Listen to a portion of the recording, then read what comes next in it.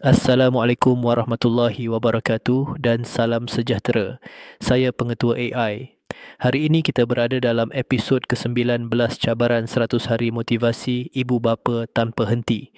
Tajuk pesanan hari ini ialah didik dengan hikmah. Ibu bapa yang saya hormati, mendidik anak bukan sekadar memberi arahan, bukan sekadar membetulkan kesalahan dan bukan sekadar memastikan mereka patuh. Mendidik anak adalah seni yang memerlukan hikmah, ketenangan, kesabaran dan kefahaman tentang jiwa anak. Hikmah bermaksud kita mendidik dengan bijaksana mengikut situasi, mengikut usia, mengikut emosi dan mengikut kemampuan anak.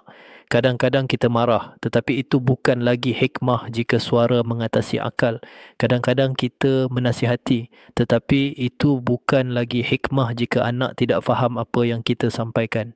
Kadang-kadang kita menghukum, tetapi itu bukan lagi hikmah jika ia menjauhkan hati anak daripada kita. Ibu bapa yang dikasihi, anak-anak datang dengan personaliti yang berbeza, jiwa yang berbeza dan cara belajar yang tidak sama. Hikmah ialah apabila kita memahami perbezaan-perbezaan ini dan mendidik mereka mengikut kemampuan mereka, bukan mengikut kehendak kita semata-mata. Didik dengan hikmah juga bermaksud kita memilih waktu yang sesuai untuk menasihati. Kita memilih kata-kata yang membina. Kita mengawal emosi sebelum menegur. Kita menunjukkan contoh sebelum memberi arahan. Kita memahami apa yang anak rasa sebelum kita menghukum.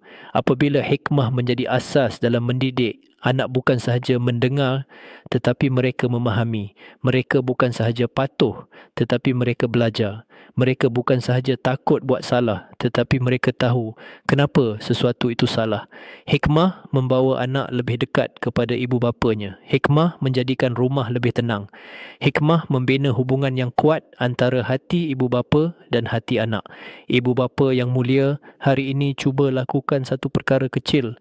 Sebelum menegur anak, tarik nafas, tenangkan diri, pilih kata-kata dan didiklah dengan hikmah. Kerana anak-anak membesar bukan melalui jeritan tetapi melalui sentuhan jiwa yang penuh kebijaksanaan.